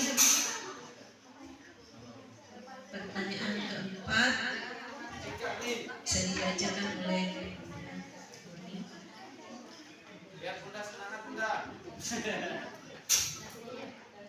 Apabila Ananda adalah kepala sekolah di sekolah Fajar dan mengetahui hal ini, bagaimana tindak lanjut Anda? Ya, saya ulangi. Apabila Anda adalah kepala sekolah di sekolah Fajar dan mengetahui hal ini, bagaimana tindak lanjut Anda?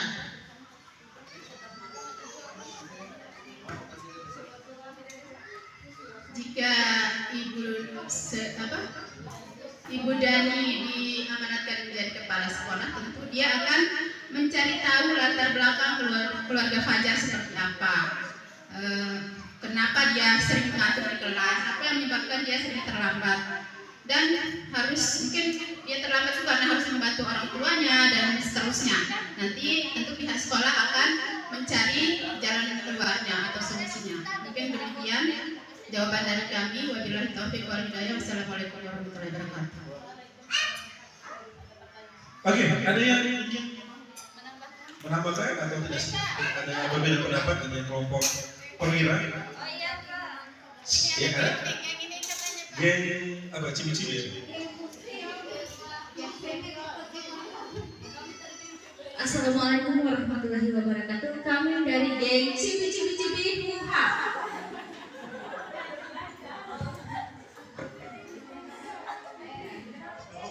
Untuk pertanyaan pertama, posisi kontrol apa yang diambil oleh Ibu Dani dalam pendekatannya kepada Fajar?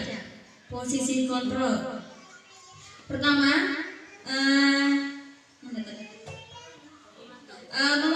dia memantau keadaan Fajar di dalam kelas. Ini anak sering sekali tidur katanya, sehingga dia dipanggil ke depan agar tidak tertidur saja di kelas gitu. Kemudian karena dia mungkin si Ibu Dani ini jengkel, maka dia membuat si Fajar ini merasa bersalah dengan perkataannya yang ada di sini. Saya bacakan. Gimana kamu Fajar? Kamu tidak kasihan sama ibu ya? Kayak begitulah. Pertanyaan selanjutnya, membaca sikap Fajar, kira-kira kebutuhan apa yang diperlukan oleh Fajar? Nah, kebutuhan yang diperlukan oleh Fajar, ini dia tidak mengganggu temannya di kelas ya, dia hanya tertidur. Dia membutuhkan cinta dan kasih sayang, seperti itu. Kemudian pertanyaan si Fajar, mungkin si Fajar ini memerlukan perhatian lebih atau bagaimana sehingga dia sering sekali tertidur. Ini mungkin dia punya masalah gitu. Kemudian bila mana Ibu Dani mengambil posisi pemantau, apa yang akan dilakukan atau dikatakan olehnya? Pertanyaan seperti apa yang akan diajukan? Pertanyaan pertama, Fajar, kenapa kamu sering sekali tertidur di kelas? Kemudian, Fajar, apa yang kamu lakukan semalaman sehingga membuat kamu sering ngantuk di kelas? Pertanyaan selanjutnya, apa yang membuat kamu tidak semangat dalam belajar? Apakah kamu tidak menyukai pelajaran bahasa Inggris? Mungkin pertanyaan-pertanyaan seperti itu bisa diajukan. Nah, pertanyaan terakhir, apabila Anda adalah kepala sekolah di sekolah Fajar dan mengetahui hal ini, bagaimana tindak lanjut Anda? Tindak lanjutnya, karena kita belum mengetahui kenapa si anak ini, apakah dia punya masalah di rumah, di sekolah, atau di mana, kita menjadi guru sebagai temannya. Kita ketahui dulu apa sih masalah si Fajar ini sebenarnya, sehingga membuat dia sering tertidur dan bermalas-malasan di sekolah. Kemudian menurut saya tidak bersalah ketika kita memilih dua opsi posisi kontrol. Pertama tadi guru sebagai teman, kedua sebagai manajer. Kita berusaha menjelaskan ke Fajar bahwa apa yang dia lakukan itu tidak baik dan selanjutnya untuk dia memperbaiki apa yang seharusnya dia lakukan. Mungkin seperti itu. Terima kasih, sekian dari kami grup Cibi-cibi hahu-hahu. Terima kasih.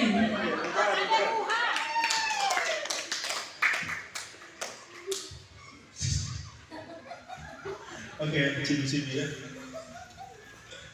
Baik, ada lagi yang mau komentar? Yang lain udah? Nanti udah, kasih seperti yang lain dulu. Kalau yang laki-laki ada yang mau berkomentar berbeda? Oke, silakan. Kami mempunyai jawaban sendiri untuk kasus 2 pada pertanyaan pertama. Posisi kontrol apa yang diambil oleh Ibu Dani dalam pendekatannya kepada Fajar? Posisi kontrol yang tepat menurut kami adalah membuat merasa bersalah.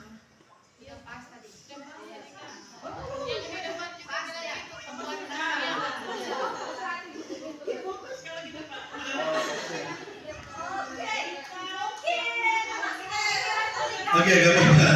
Kepikiran masalah tadi begitu. Panas kamu, aduh.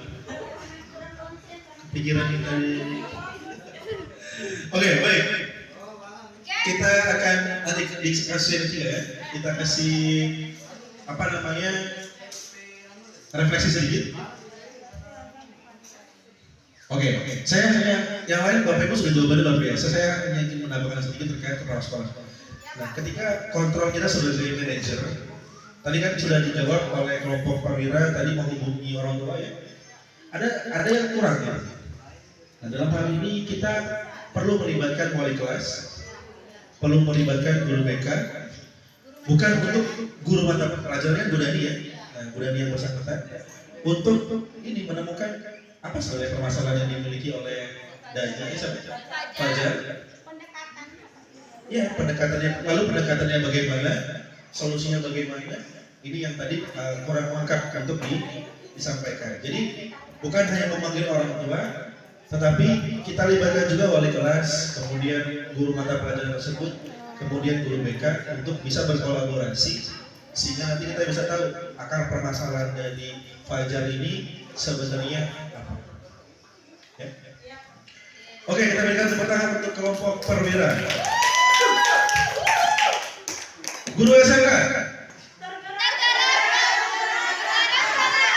Kurang semangat. Guru SMK. Oke, silakan kelompok ketiga. Kelompok apa ini?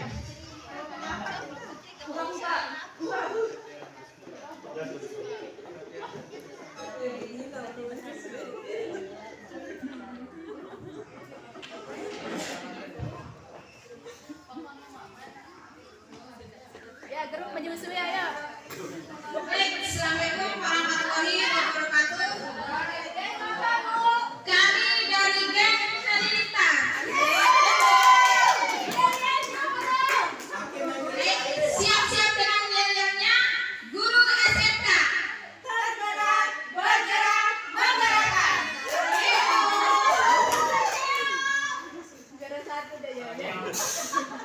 Baik, kami ingin memaparkan dari apa yang dialami oleh kasus 3. Yang pertama, posisi kontrol apa yang telah dipraktikkan oleh kepala sekolah Ibu Suti. Hal apa saja yang dilakukannya sehingga Anda berkesimpulan demikian. Dalam hal ini akan dipaparkan oleh Ibu Nur Hayat. Oke, posisi di sini kami menjawab yaitu posisi manajer. Adapun hal-hal yang dilakukan oleh Ibu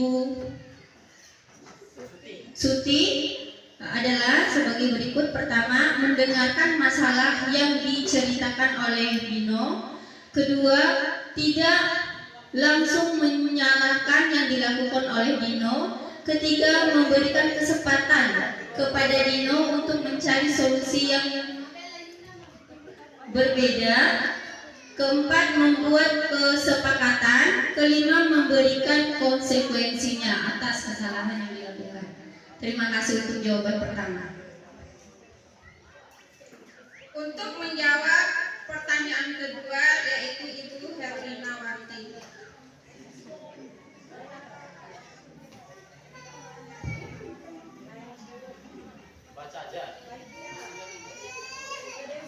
Jawaban untuk yang kedua, Dino menyadari kesalahannya.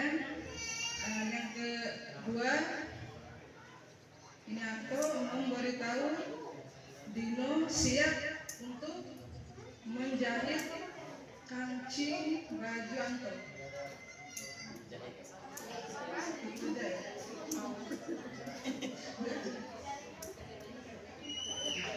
Baik, pertanyaan yang ketiga, kira-kira nilai kebajikan atau keyakinan sekolah apa Yang dalam kelas maupun di lingkungan sekolah ternyata belum pas apa yang akan saya lakukan sama yang kita diskusikan hari ini. Semoga dengan kita melaksanakan pelatihan ini kita bisa memperbaiki hal-hal yang belum pernah kita lakukan sebelumnya sesuai dengan apa yang diarahkan hari ini.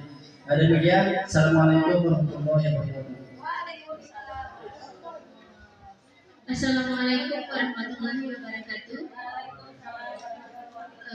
Menurut saya, pribadi saya berbagi pola mengajar dalam kelas. Assalamualaikum warahmatullahi wabarakatuh. Oke, dengan aplaus untuk mereka berdua. Oke, Bapak Ibu sekalian yang berbahagia, kita tiba di penghujung acara kita. Tapi sebelum saya akhiri, saya ingin Bapak Ibu menonton tayangan pamungkas terakhir. Ini filmnya ada 8 menit ya, tidak ada sedikit panjang. Tapi Bapak Ibu saya berharap perhatikan baik-baik karena akan ada pesan dan nilai yang sangat luar biasa. Mungkin Bapak Ibu akan merasakan air mata kalau Bapak Ibu mendengarkannya, menyaksikan dengan baik.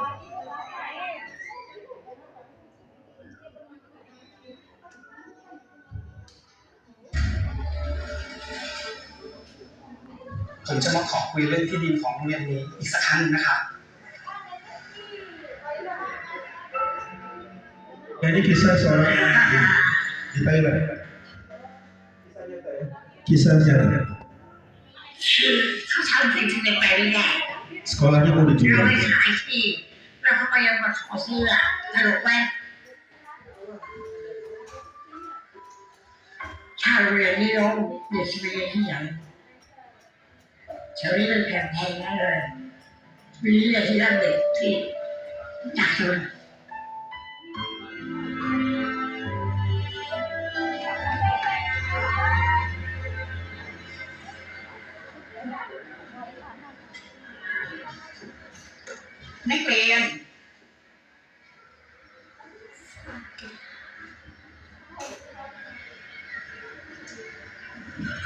Return được phù vật đấy เอาตัวใหม่ไปค่ะ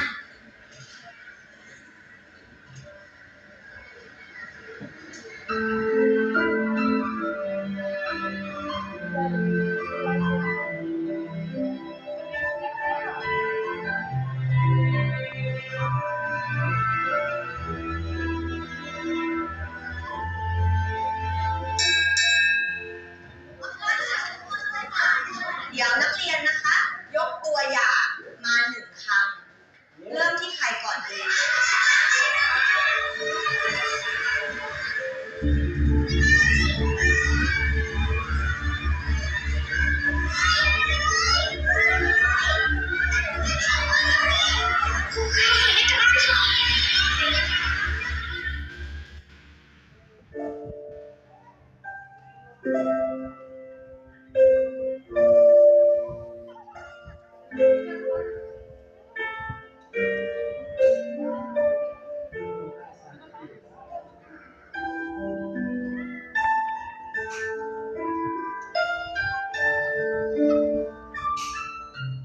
Assalamualaikum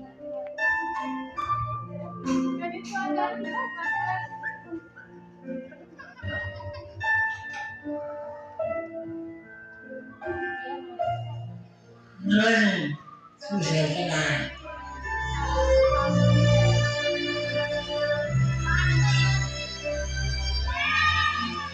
แต่เด็กมีชีวิตจิตใจได้รับการอบรมสั่งสอนที่ดี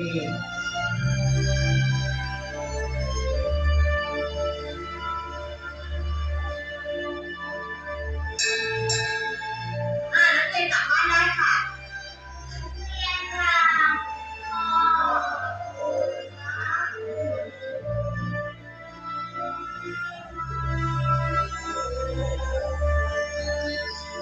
มนุษย์สมรลำจวนเรามาเรียนกันต่อเลยนะคะ ครูที่ดีต้องรักเด็กเมตตาเด็กสั่งสอนเด็กอบรมเด็กไม่ใช่ว่าเอาแต่ไม่เดียว ทำไมน่ะเธอสองคนตามครูไปที่ห้อง ไม่เดียวทีเด็กไม่เดียวไปสั่งสอนอะไรเด็กได้ไหม ทะเลาะกันใช่ไหม วันนี้ห้ามแก้มัดนะ เด็กมันจะมีกำลังใจเรียนเหรอแค่ตีวันอ่ะ ข้อนี้ใครตอบได้ยกมือขึ้นคุณออกมาตอบได้อนุใช่ครับ ถูกต้องค่ะปรบมือให้เพื่อนหน่อยค่ะ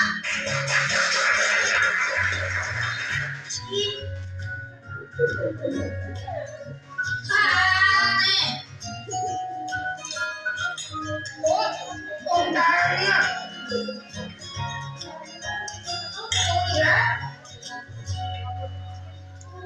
จะไม่ได้รับแล้วนะ คำพูดสิค่ะ จำไว้นะ เพื่อนกันต้องรักกันครับ คำพูดสิค่ะที่เราเด็กดี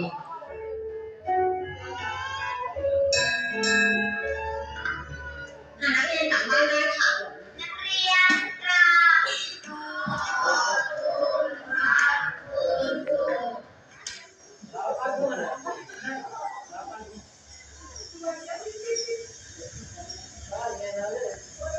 วันละ1 เม็ดนะคะแม่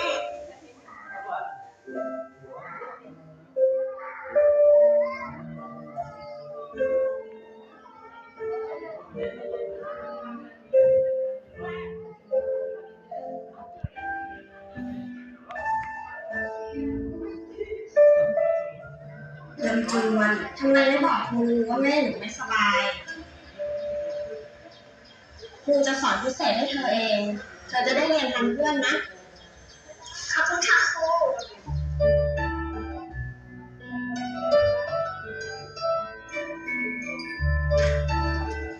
มาเดี๋ยวครูช่วยขอโทษนะลูกสวัสดีค่ะเรามาเริ่มเรียนกันเลยนะ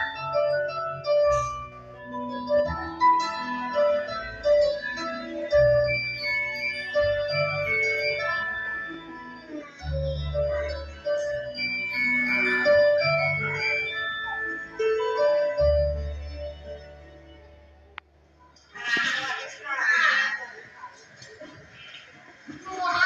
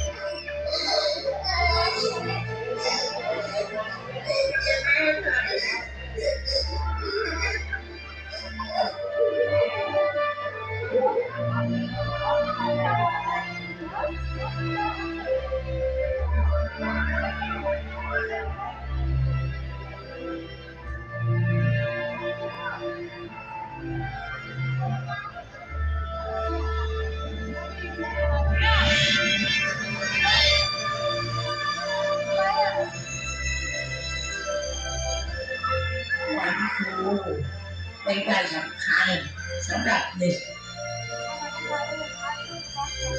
เพราะครูมีหน้าที่ทำเด็กให้เป็นคนดีอบรมสั่งสอนเป็นคนดีให้วิชาความรู้กับเด็กอย่าดุเด็กตีเด็กโดยไม่มีเหตุผล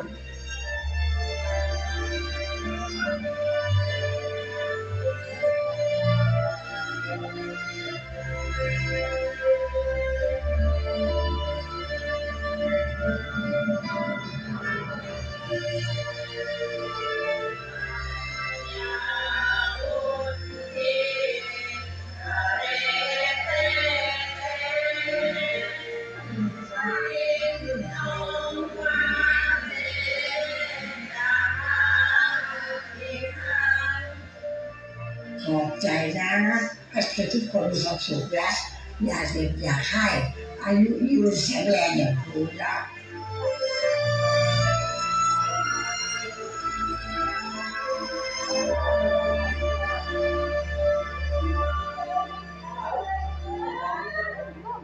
Oke, kita bukakan untuk kita semua.